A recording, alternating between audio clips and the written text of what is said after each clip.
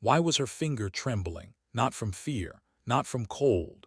The wind howled through the mountain pass at 40 miles per hour, turning her cheek numb against the rifle stock, but that wasn't it either. The trembling came from somewhere deeper, from the place where mathematics meets morality, where training collides with conscience. 10 seconds. That's all she had. 10 seconds to make a decision that would either save 6 men or destroy her life. The voice in her earpiece was sharp, clinical, detached. Do not engage, Sierra 1. I repeat, do not engage. That is a civilian structure. 4,000 miles away, someone sat in an air-conditioned room, safe, clean, making decisions with PowerPoint certainty. They couldn't see what she saw. They couldn't feel the blood soaking into her pants from Master Chief Miller's leg wound. They couldn't hear his breath coming in wet, ragged gasps beside her. Negative command, she whispered, her voice barely audible over the wind. I have positive ID on the target. He's using the children as heat shields. Her eye burned. She'd been staring through the scope for 6 minutes without blinking, watching a monster move through a village like he owned it. Because here in these mountains he did. If he reaches that ridge, Team Echo is dead, all of them. The response came back like a slap. Stand down, Corporal. That is a direct order. If you take that shot and miss or hit a collateral, you will face a court-martial before your boots touch American soil. Beside her, Miller's grip tightened on her ankle. He didn't speak, couldn't speak, but his eyes said everything his voice couldn't. Save them. His hand was slippery with blood, his face gray beneath the dust and camouflage paint. He'd carried her pack up this mountain when her shoulder gave out. He'd believed in her when no one else would. Now he was dying, and the only thing he wanted was for his team to live. You have 10 seconds, Vance. Miller's voice was barely a whisper, blood bubbling past his lips. Make the call. Her finger hovered over the trigger. The physics were impossible. Wind speed fluctuating, extreme angle, moving target using human shields. The ethics were worse. One wrong calculation and she'd kill a child. One hesitation and 6 Navy SEALs would die in the valley below. This wasn't what they taught at sniper school. This was the part that came after the training ended, after the medals stopped mattering, after you realized that war wasn't about being right. It was about living with what you'd done. I'm sorry, she whispered, not to command, not to Miller, but to the girl she used to be, the girl who thought war had rules, the girl who died the moment her finger touched that trigger. But we're getting ahead of ourselves. 72 hours earlier, she was nobody. Just another body taking up space, another checkbox on a diversity form, another mistake waiting to happen. That's what they thought anyway. That's what they all thought. The heat at Bagram Airfield didn't just sit on your skin. It pressed. It suffocated. It smelled like burning trash and JP-8 jet fuel, creating shimmering waves across the tarmac that made distant objects dance like ghosts. For most people, the mirage was just an annoyance, something that made the day even more unbearable. For a sniper, mirage was information. It told stories that wind flags couldn't. It revealed secrets that machines missed. Corporal Ara Vance lay in the dust of the calibration range, her entire world reduced to the circular image inside her scope. She was small, barely 5'4", and the massive TAC-50 rifle beside her looked absurd, like a child trying to play a cello meant for someone twice her size. The rifle weighed more than 20 pounds. The recoil could crack bones if you didn't know how to absorb it. She knew, "Hey, sweetie." The voice came from behind, dripping with condescension. "You sure the recoil on that cannon isn't going to snap your collarbone?" She didn't blink, didn't move. Her breathing was measured, controlled. Inhale for 4 counts. Pause, exhale for 4 counts. Pause. The voice belonged to Operator Breaker Davis, lead breacher for SEAL Team Echo. He was a mountain of muscle and beard, arms crossed over a chest that looked carved from granite. Behind him stood 3 other Tier 1 operators, all wearing baseball caps and sunglasses, radiating the kind of untouchable arrogance that comes from being the best and knowing it. "I'm talking to you, Alice," Breaker persisted, using the wrong name on purpose. "Leave her be, Breaker." Master Chief Graves Miller's voice cut through, tired but firm. Command says she's our long gun for the Hindu Kush op. Let the kid zero her weapon. Breaker spat tobacco juice into the dust. She's 19, Chief, 19. I have boots older than her and she's supposed to cover our 6. It's a joke. Some diversity quota form got checked at the Pentagon. Ara adjusted the elevation turret on her scope. Click, click. The tactile feedback was the only thing that felt real anymore. She'd heard it all before, in training, in transit, in every room she walked into. The doubt, the mockery, the certainty that she didn't belong. Range is clear, the range safety officer announced over the loudspeaker. Target deck is hot, 1,000 meters, steel plate. The SEAL sniper, a lanky Texan they called Tex, stepped up to his SR-25. He laid down on the mat next to Ara, close enough that she could smell his chewing tobacco. "Don't worry, darling," he drawled. "I'll handle the heavy lifting, just try not to flag us with that barrel." Tex fired. Crack. A second later, a small puff of dirt kicked up 5 feet to the left of the target. "Wind's weird up here," Tex grumbled, adjusting his scope. "Kestrel says 5 miles per hour east, but it's pushing hard." He fired again. Another miss, this time to the right. "Variable gusts," Miller noted, frowning. "It's the heat thermals coming off the runway. Tricky." Ara watched the mirage through her scope. She didn't look at the flags. Didn't check the Kestrel weather meter everyone relied on. She watched the way the heat waves moved, the way they boiled and shifted in the afternoon sun. The pattern told her everything she needed to know. The boil wasn't moving left or right, it was lifting. A vertical updraft caused by the valley floor heating up faster than the air above it. The crosswind everyone was compensating for.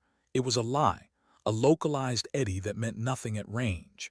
"Hey, Vance," Breaker laughed. "Why don't you pack it up? Tex will dial it in eventually. Save the taxpayers the ammo cost." Ara ignored him. She closed her eyes for just a second, visualizing the bullet's path.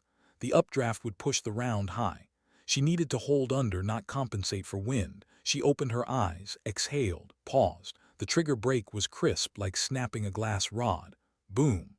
The recoil of the .50 caliber slammed into her shoulder, a violent shove that would have knocked most people flat. She absorbed it with practiced biomechanics, her body positioned perfectly to redirect the force. The concussive wave kicked up a cloud of dust, momentarily blinding the SEALs standing behind her. Clang.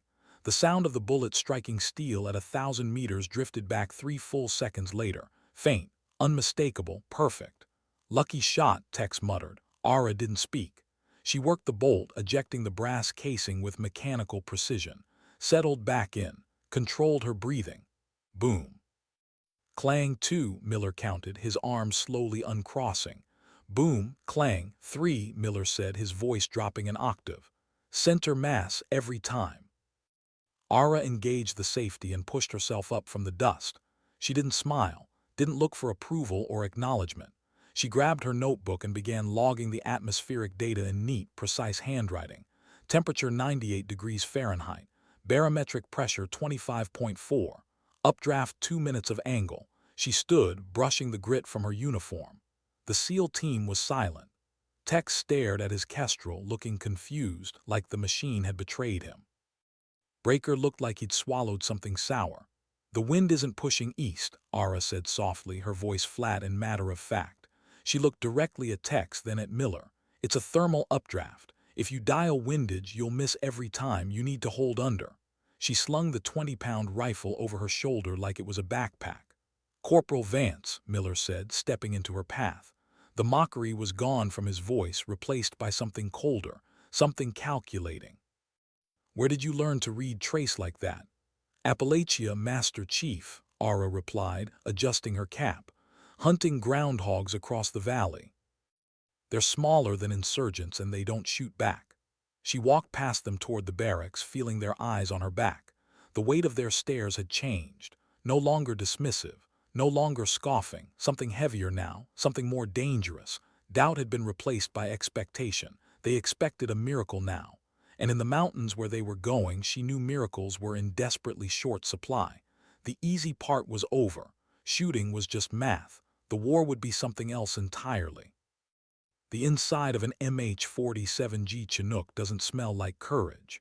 It smells of hydraulic fluid, stale sweat, and the acrid exhaust that seeps through the open ramp. It's a vibrating metal coffin designed to vomit violence onto the earth and disappear before anyone knows what happened. Corporal Ara Vance sat near the tail, knees pulled tight to her chest, trying to make herself smaller in a space that already felt too small. The massive twin rotors overhead churned the air with a rhythmic thump-thump-thump that vibrated in her teeth, in her chest, in her bones. The noise was absolute. It erased everything outside the fuselage, leaving only this moment, this mission, this mounting dread. Around her, the men of Team Echo sat like statues of modern war, dressed in multicam, faces obscured by ballistic mandibles and the four-tubed spider eyes of their night vision goggles. They checked their weapons with fluid, almost musical precision. Breaker taped a chem light to his shoulder. Tex rechecked the seating of his magazines for the third time. They moved like a single organism, breathing in sync, thinking in sync. They were a machine. Ara was the foreign object, the piece that didn't fit. Vance. Master Chief Miller's voice crackled over the ICS, cutting through the rotor noise. When the ramp drops, you are last out. You stay on my 6. Do not deviate. Do not hunt. You are luggage until I say otherwise. Copy. She pressed the push-to-talk button on her chest rig. Solid copy, Chief. The word stung. Luggage. She felt heat rise in her neck, her jaw tight. She gripped the handguard of her TAC-50.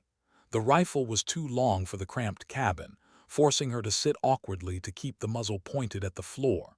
Miller was protecting her, or maybe protecting his team from her inexperience.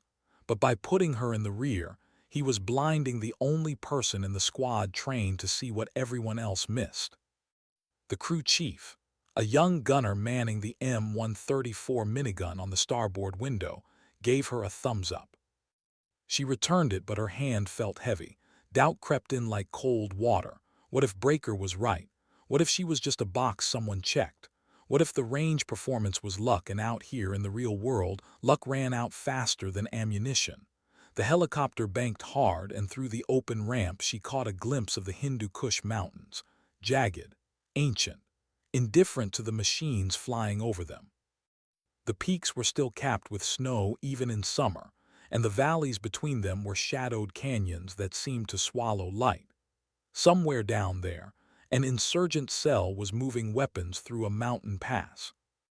Intelligence said they had American equipment, stolen or sold, surface-to-air missiles, the kind that could turn a Chinook into a fireball. The mission was simple on paper. Insert, observe, report. Do not engage unless engaged, but nothing was simple once you left the wire. 2 minutes, the pilot's voice crackled over the ICS. The crew chief yanked on the charging handle of the minigun, chambering the first round. The metallic clack echoed through the cabin. Ara's heart hammered.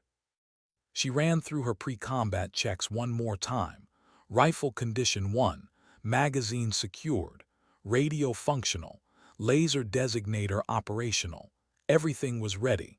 Everything except the fear sitting in her stomach like a stone. The Chinook flared hard, nose pitching up as the pilot killed forward momentum. The landing was brutal. The rear wheels slammed into rocky ground, and before the front wheels even touched down, the ramp was already dropping.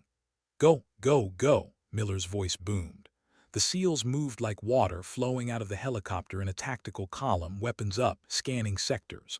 Ara was last, just as ordered. She stumbled on the ramp, her legs stiff from the flight, but caught herself. The rotor wash hammered her, trying to knock her flat. Dust and debris swirled in a blinding cloud. She ran 20 meters, 30.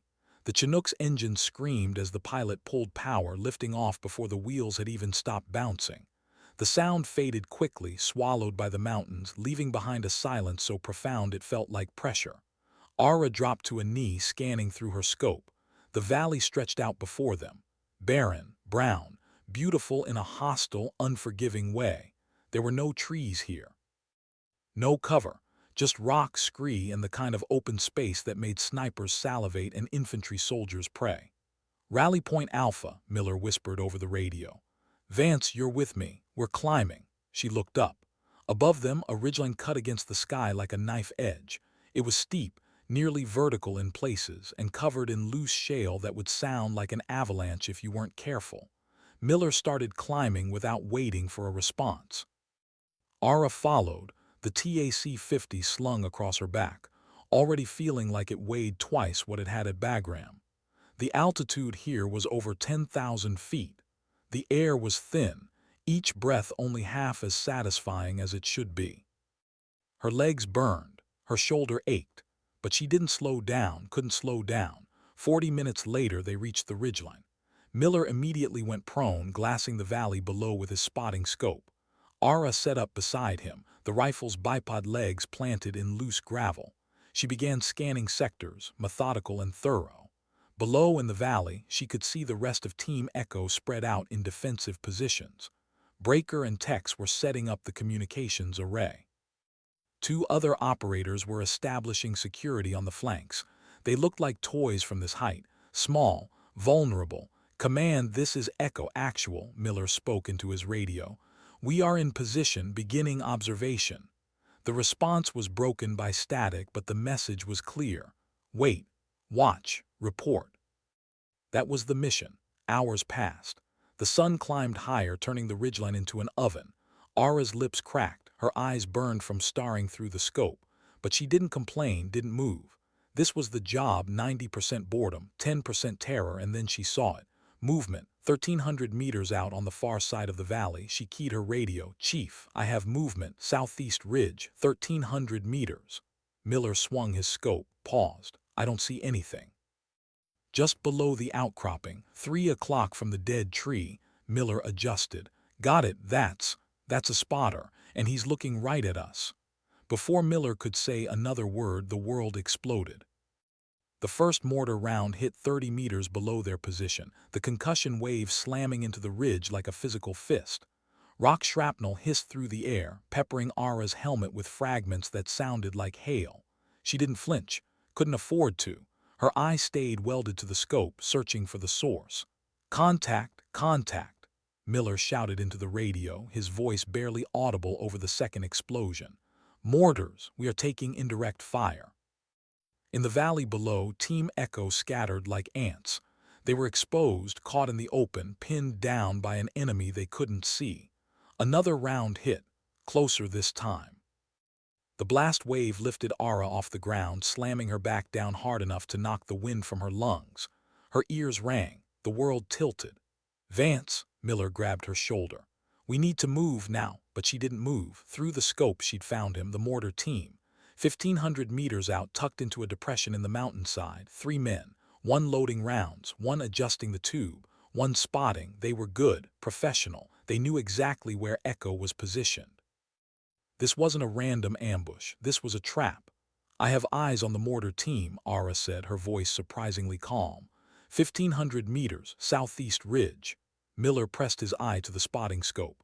"Confirmed, but that's too far, even for the TAC-50. Winds gusting 20 miles per hour, uphill angle, extreme range. You'll never hit that."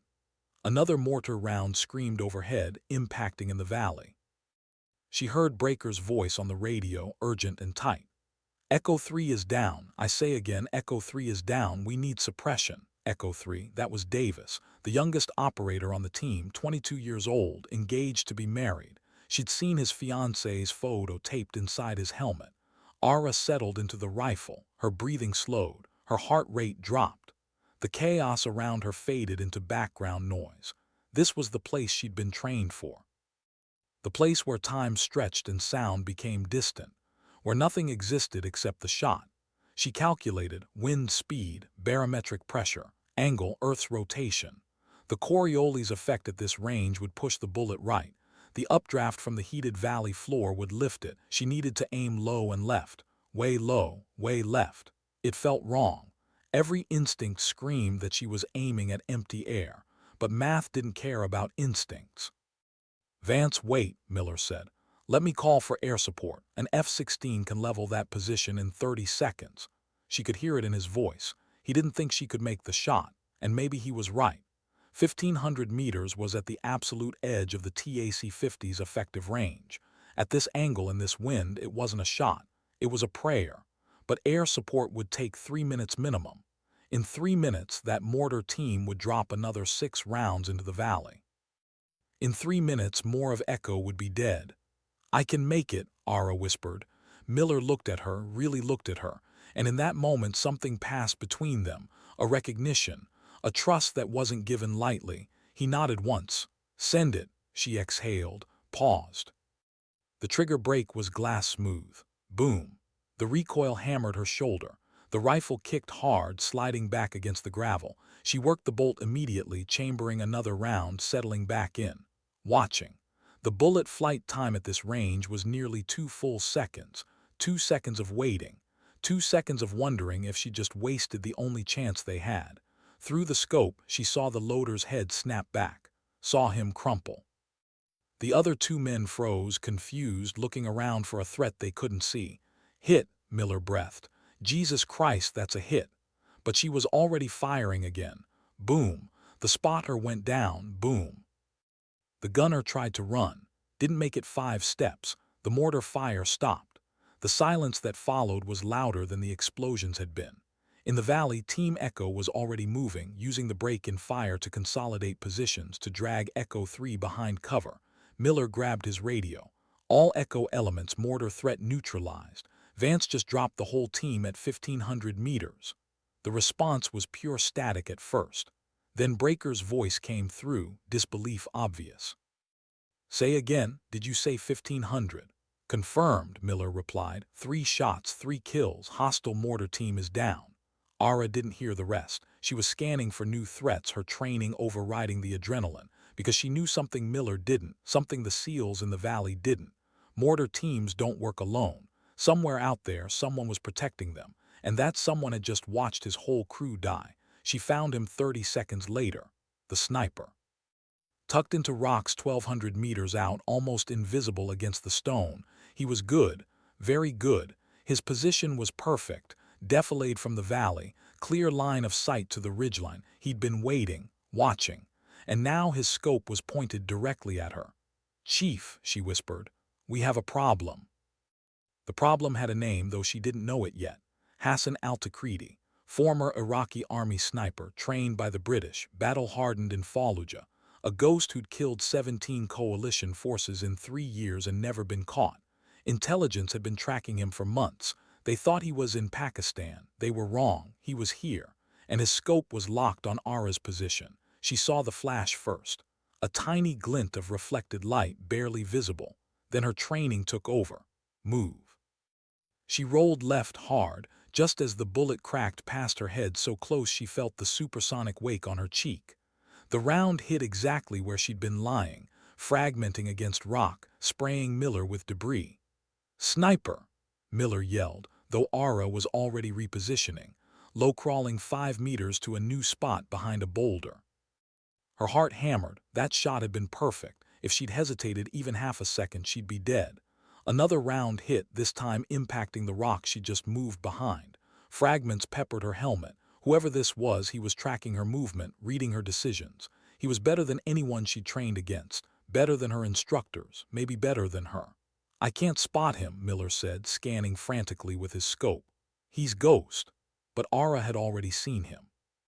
1,200 meters, slightly left of her original position, tucked into a natural hide in the rocks. He hadn't moved after his second shot, confident in his concealment.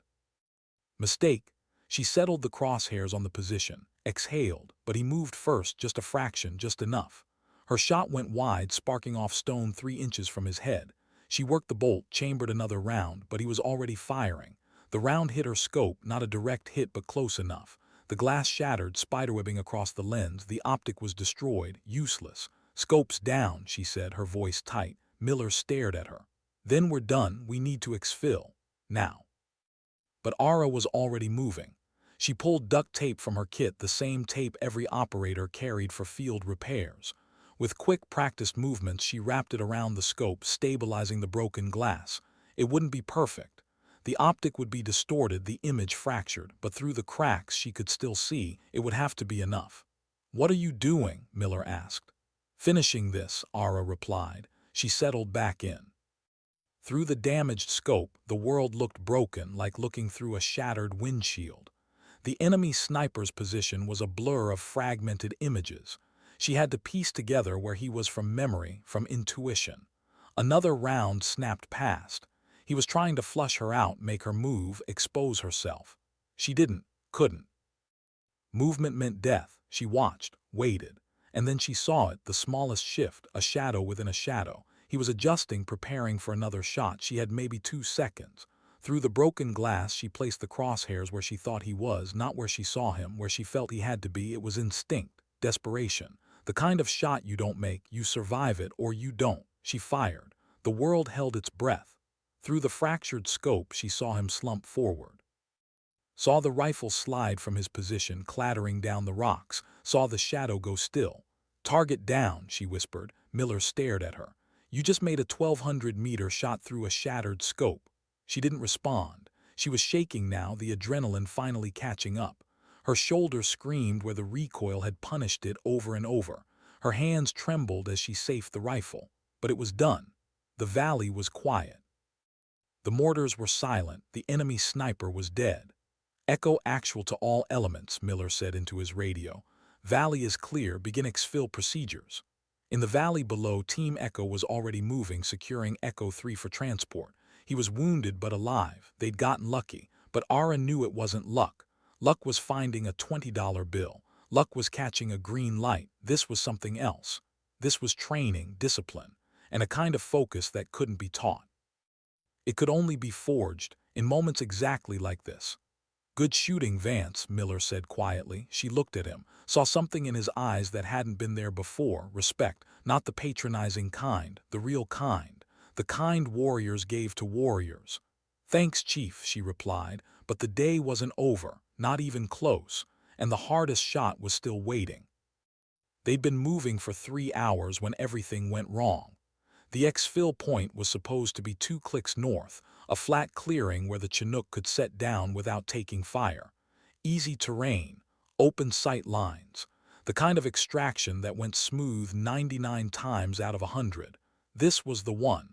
The village appeared without warning. It shouldn't have been there. Intelligence maps showed this valley as uninhabited, but intelligence was made by people sitting in offices, staring at satellite photos that were sometimes months old. Reality on the ground was always different, always worse. The village was small, maybe 30 structures. Mud brick walls, flat roofs, goats wandering between buildings, and children. Ara saw them through her scope as Team Echo approached the settlement's edge. Kids playing in the dirt, kicking a deflated soccer ball. Couldn't have been more than 7 or 8 years old. Miller raised his fist. The team froze. He gestured for Ara to move up. She did, crawling forward until she was beside him. He pointed. "Something's wrong," he whispered. "Too quiet, no adults, just kids." She scanned the village through her damaged scope. He was right. No men, no women, just children playing like nothing in the world could touch them. And then she saw him. The target. The reason they were here in the first place. Malik Haddad. Intelligence said he was a facilitator, a middleman who moved weapons and money between cells. He had American blood on his hands, ambushes, IEDs. The death of a Marine patrol 3 weeks ago. He was standing on a rooftop, watching the children, talking on a radio, and behind him, barely visible, she could see the tube, a surface-to-air missile launcher, MANPADS, the kind that could drop a helicopter before the pilot even knew he was being targeted. "Command, this is Echo Actual," Miller said into his radio. "We have eyes on primary target, requesting clearance to engage." The response came back cold. "Negative, Echo. Target is in a civilian structure. Row states you cannot engage without confirmed hostile action." Miller's jaw tightened. "Command, he has MANPADS on that roof. Our exfil bird is 15 minutes out. If he engages, stand down, Echo Actual. If he fires, you are cleared hot. Until then, you observe only." Ara could see it playing out. The Chinook would come in low and slow, trusting that the valley was clear. Malik would wait until the last possible second when the helicopter was committed to landing. Then he'd fire. The missile would hit before the pilot could react. Everyone on board would die. The crew, the team. All because someone 4,000 miles away decided that following rules was more important than saving lives. "Chief," she whispered, "that bird is dead if we don't act." "I know," Miller said, but he didn't give the order, couldn't. The rules of engagement were clear. You don't fire into civilian structures. You don't risk collateral damage. You don't make the call that might end your career, even if it's the right call. Ara settled into her rifle. Through the broken scope, Malik was a fragmented image, his body split across spider-webbed glass, but she could see enough, could calculate enough. Range was 800 meters, moderate wind, downhill angle. The shot was possible, but there was a problem. The children, they were playing directly below the building. If her bullet overpenetrated, if the angle was wrong, if physics decided to be cruel today, the round could go through Malik and hit one of them. Her finger hovered over the trigger. Every instructor she'd ever had was screaming in her head. You don't take uncertain shots. You don't risk civilians. You don't play God. But sometimes God needed help. She keyed her radio, direct channel to Miller only. "I can make the shot, Chief, clean. No collateral." Miller looked at her. "Command said—" "Command isn't here," she interrupted. "You are, and in 60 seconds that helicopter is going to be in range. You're the ranking operator on the ground. It's your call." Miller's face was gray. She could see the war happening behind his eyes, career versus conscience, rules versus reality. "If you miss," he said quietly, "I won't." "If you hit a child, I won't," she repeated. Miller closed his eyes, took a breath. "God forgive me," he whispered. Then louder, "Take the shot." Ara didn't hesitate. Through the fractured scope, she found Malik's center mass, calculated the angle to ensure the bullet would impact downward into the roof, away from the children below. She exhaled. The world narrowed and fired. The bullet crossed 800 meters in just over a second. It hit Malik's center chest, exactly as intended. He dropped without a sound, collapsing backward onto the roof, away from the edge. The MANPADS launcher fell from his hands, clattering but not firing. In the street, the children kept playing. They hadn't heard the shot, didn't know a man had just died 30 feet above them. "Target down," Ara whispered. Miller grabbed his radio. "Echo actual to command. Primary target has been neutralized." "Village is—" He stopped, stared. Ara followed his gaze. 3 technical vehicles were screaming into the village from the north. Pickup trucks with heavy machine guns mounted in the beds. They weren't there for the children, they were there for revenge, and they'd seen exactly where the shot had come from. "Contact," Miller shouted. "Enemy vehicles, multiple armed fighters." The technicals opened fire. Heavy machine gun rounds chewed up the hillside, forcing Team Echo to scatter.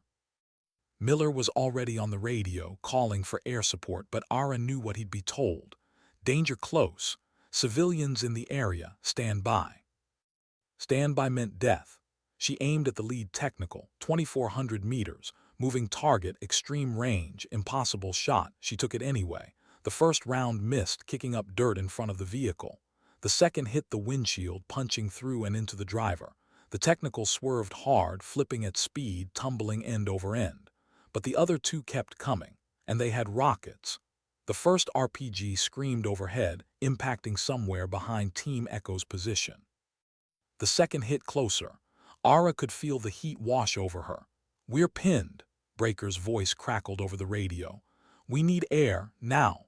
Miller was screaming into the radio, demanding clearance, but command was still saying the same thing. "Stand by. Negative on air support." Too many civilians. Ara made a decision. She grabbed the laser designator from her kit, aimed it at the remaining technicals. The infrared laser was invisible to the naked eye, but to the F-16 circling overhead it was a beacon, a target. "What are you doing?" Miller asked. "Saving them," Ara replied. She keyed the radio to the air support frequency. "Hawkeye, this is Sierra 1. I am lasing target. Request immediate CAS." The pilot's response was immediate. "Sierra 1, I do not have clearance to engage. Repeat, no clearance." "I'm giving you clearance," Ara said. "Target is laser designated. Multiple armed combatants. Danger close." "Sierra, I need command authorization." "You'll have it," she lied. "Drop on my lays now." There was a pause. The kind of pause where a pilot decides if he's going to trust a voice he doesn't know or follow rules that might get people killed. "Copy, Sierra 1. GBU 38 in 30 seconds.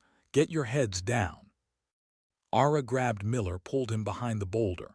Everyone get down, air inbound. The bomb hit with the sound of God slamming a door. The explosion lifted a cloud of debris 300 feet into the air. When it cleared, the technicals were gone, just smoking craters and twisted metal. The village was untouched. The children were still playing. Team Echo was alive. Miller stared at her. You just called a strike without authorization.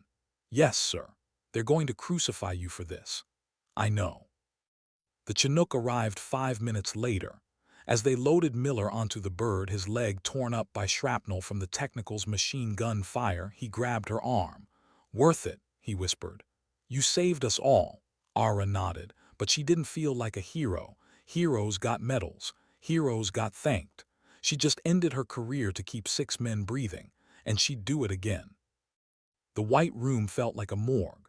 Not because it was cold, though the air conditioning was aggressive enough to raise goosebumps, but because of the silence. The fluorescent lights buzzed overhead with a sound that drilled into Ara's skull, and across from her sat Commander Sterling, a man who fought his wars with PowerPoint slides and risk assessments. He smelled like coffee and expensive aftershave.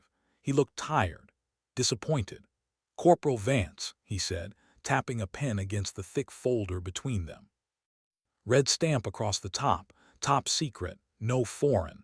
We've reviewed the helmet cam footage. We've reviewed the radio logs. We've spoken with Master Chief Miller. He paused. It's quite a story. Ara said nothing.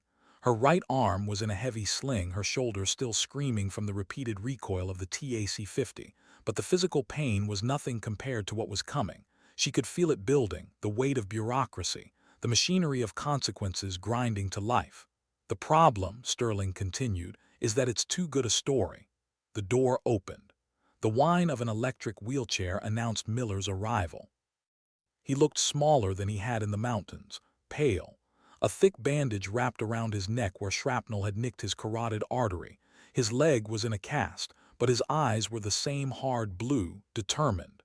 Don't sign it, Vance, Miller said immediately, his voice a wreck from the injury. Don't sign a damn thing until they put the commendation in writing. Sterling sighed. Master Chief, we've discussed this. The optics are problematic. Optics, Miller spat the word. She saved the entire platoon. She killed a sniper at 1,200 meters with a broken scope. She stopped a technical convoy at 2,400. That's a Navy Cross minimum. It's a political nightmare, Sterling corrected, his voice dropping to a whisper. We cannot have a press release stating that a Tier 1 SEAL element was pinned down and rescued by a 19-year-old female support attachment. It undermines the deterrence value of the unit. It embarrasses the department.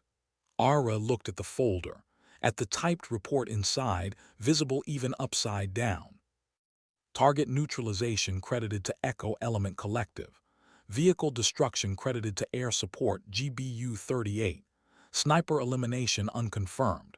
They were erasing her, not out of malice, out of necessity.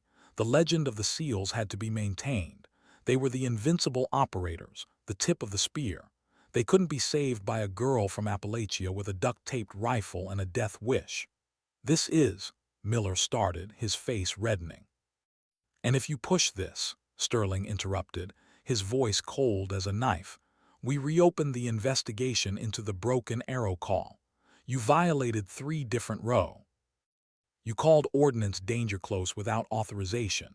If we scrutinize this, Master Chief, your pension is gone, and Corporal Vance faces a court-martial for unauthorized use of a laser designator and calling in a strike without proper clearance. The room went silent. The threat was naked, absolute. Miller's expression crumbled. He'd been ready to sacrifice his career for her, but Sterling had just put her career on the chopping block too. Mutually assured destruction. Ara stood. The chair scraped loudly against the linoleum. She walked to the table, picked up the pen. Vance, Miller whispered. You don't have to do this. She looked at him. For the first time since the extraction, she smiled. It wasn't a happy smile, it was tired, knowing, the smile of someone who'd seen the truth and accepted it. It doesn't matter, Chief, she said softly. It matters to me, Miller said, and she could hear his voice breaking. I know what I did, Ara replied, and you know and the guys know that's enough. She signed her name at the bottom of the non-disclosure agreement. The signature was clean, steady. Ara J. Vance, CPL. She closed the folder, pushed it across the table. Am I dismissed, Commander? Sterling looked surprised. Then relieved. He took the folder, sliding it into his briefcase like it was radioactive. Yes, Corporal, you are reassigned to Bagram Support Battalion effective immediately, pending rotation back to the States. No, Ara said. Sterling paused. Excuse me, I don't want to go back to the States, she said. I want to stay in theater, put me on the roster for the next rotation. Vance, Miller said, shaking his head. Go home, go to college, get away from this. Ara looked at her reflection in the darkened window. She saw the girl who had arrived a week ago. Nervous, eager to please, desperate to prove herself. That girl was gone. She died on a cliff ledge, staring through a broken scope at a target she shouldn't have been able to hit. The person looking back now was different. Calm, dangerous, silent. I'm good at this, Ara said simply, and the mountains are quiet. She turned and walked to the door. She didn't salute the commander. She stopped by Miller's wheelchair, reached out with her good hand and touched his shoulder. See you around, Grave, she whispered, using his call sign for the first time. Miller looked up at her, tears standing in his eyes. He nodded once. A salute given without a hand raised. Ara walked out, pushed through the heavy double doors into the Afghan night. The air smelled of diesel and dust, the same smell as the valley. The runway lights stretched into darkness, two parallel lines leading to nowhere. Somewhere out there in the dark, bad men were doing bad things. Somewhere, someone needed a ghost to watch over them. She wasn't a hero. Heroes got medals. Heroes got parades. Heroes got their names in history books. She was something else. She was a needle, sharp, invisible, necessary. And sometimes dignity doesn't speak. It simply acts.